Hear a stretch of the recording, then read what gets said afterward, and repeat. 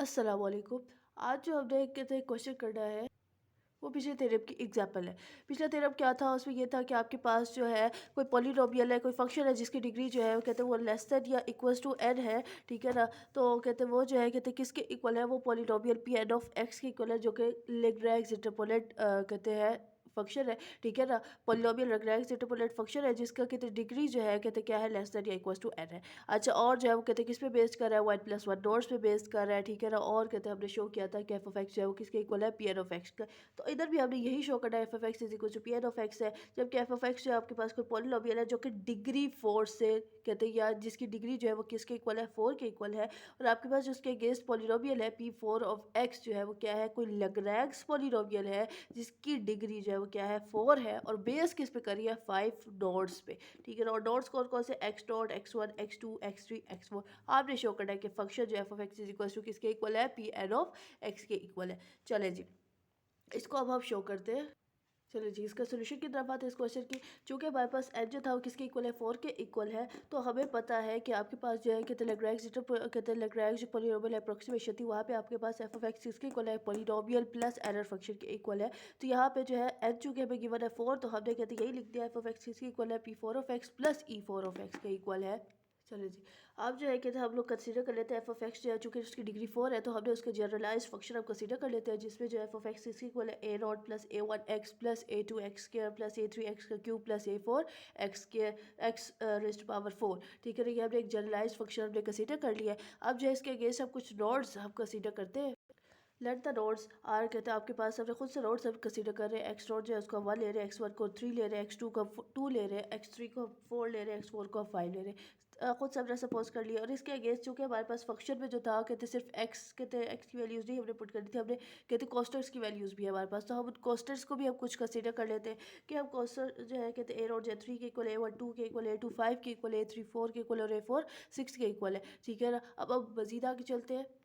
चलो जी, अब जो है कहते हैं हमने कहते हैं वो वैल्यूज़ डॉट्स की और कहते हैं कॉस्टर्स की हमने वैल्यूज़ खुद से सपोज करने के बाद अब जो है हम एरर टर्म की तरफ आते हैं, क्योंकि हमने एरर टर्म को ही जीरो प्रूव करना है। तो अगर ये जीरो होगा तो हमारा फंक्शन जो है वो पॉलिनोमियल के इक्वल हो जाएगा, एफ ऑफ एक्स जो है वो किसके इक्वल हो जाएगा, पॉलिनोमियल के इक्वल हो जाएगा। क्योंकि कहते हैं दोबारा से रिवाइज करूँ तो आपके पास एफ ऑफ एक्स जो है वो किसके इक्वल है, पॉलिनोमियल के और प्लस एरर फंक्शन के। ठीक है। और हमने प्रूव करना है पॉलिनोमियल कहते हैं वो जो फंक्शन है वो किसके इक्वल है, पॉलिनोमियल के, और ये पॉलिनोमियल के इक्वल कब होगा, जब कहते हैं आपका एरर फंक्शन जीरो हो जाएगा। चलिए जी, अब इसलिए हम एरर फंक्शन पे अब हम काम करने लगे। एरर फंक्शन की जो कहते हैं वो क्या कहते हैं उसे, मैथमेटिकल फार्मूला जो है वो क्या है आपके पास, x minus x naught x minus x one up to सॉन x minus x n into कहते हैं फंक्शन का derivative n plus one times divided by n plus one factorial. तो मैंने जो है एन चूंकि हमारे पास फोर था तो मैंने इधर एन की जगह पर फोर लिखा, e four of x is equal to x minus में डायरेक्ट वैल्यूज पुट कर दी गई, एक्स माइनस एक्स नॉट की वैल्यू, फिर एक्स माइनस एक्स वन की वैल्यू, फिर एक्स माइनस एक्स टू की वैल्यू, फिर एक्स माइनस एक्स थ्री की वैल्यू और एक्स माइनस एक्स फोर की वैल्यू। ठीक है ना। और इन टू कहते हैं एफ का डेरिवेटिव फोर प्लस वन, यानी कि कहते हैं फाइव टाइम्स कहते हैं फंक्शन का derivative divided by four plus one factorial. ठीक है। अब जो है कहते हैं मुझे मजीद क्या फाइंड आउट करना है, मेरे पास जो है इन टर्म्स को मल्टीप्लाई करने से मेरे पास जीरो नहीं होगा, इन टर्म्स को कहते हैं इससे कहते हैं मेरे पास कोई कहते लेना देना नहीं है, मुझे इस टर्म से लेना देना है, क्योंकि ये फंक्शन मुझे पता है कि एफ ऑफ सी किसकी इक्वल है, क्योंकि मैंने खुद से जो वैल्यू सपोज की थी उससे एक फंक्शन क्रिएट होता है। ठीक है ना। वो कहते हैं वो हमारे पास क्या गिवन था वो भी पहले लिखती हूँ, फिर मैं जो है उसका कोस्टर्स पुट करके मैं आपको बताती हूँ।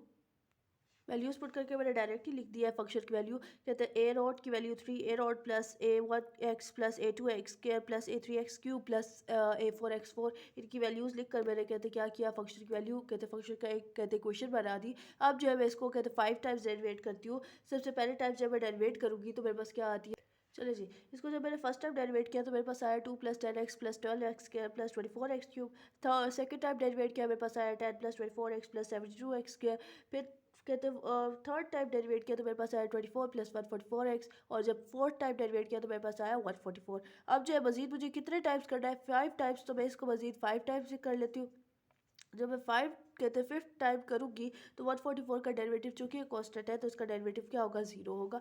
ठीक ज़ीरो होगा। तो आपके पास जो है कहते हैं एफ का derivative five times fifth derivative of function जो है वो क्या है, ज़ीरो है। इस वैल्यू को अगर आप इस कहते इधर पुट करते हैं तो आपके पास जो है क्या हो जाएगा, तो ये जो है कहते हैं तो मैंने ज़ीरो पुट कर दिया फिफ्थ कहते हैं डेरिवेटिव ऑफ कहते हैं फंक्शन जो है कहते हैं उसकी जगह मैंने ज़ीरो पुट कर दिया। अगर मैं ज़ीरो से किसी भी चीज़ को मल्टीप्लाई करती हूँ ज़ीरो हो जाता है, तो इसका मतलब है एरर फंक्शन जो है वो मेरे पास क्या हो जाएगा, वो ज़ीरो हो जाएगा। अगर एरर फंक्शन मेरे पास ज़ीरो हो जाएगा तो यहाँ पर तो फिर कहते हैं हमारे पास कोई मसला ही नहीं है।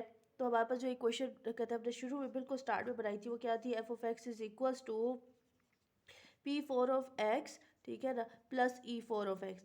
ई फोर ऑफ एक्स आपके पास ज़ीरो हो गया तो आपके पास जो ये फंक्शन किस तरह का हो जाएगा, F of x is equal to P four of X plus zero. तो आपके पास जो है फंक्शन है किसके इक्वल हो जाएगा, पी फोर ऑफ एक्स के इक्वल हो जाएगा। यही चीज़ हमने कहते क्वेश्चन में प्रूफ करनी थी और यही चीज़ हमारे पास प्रूफ हो गई है।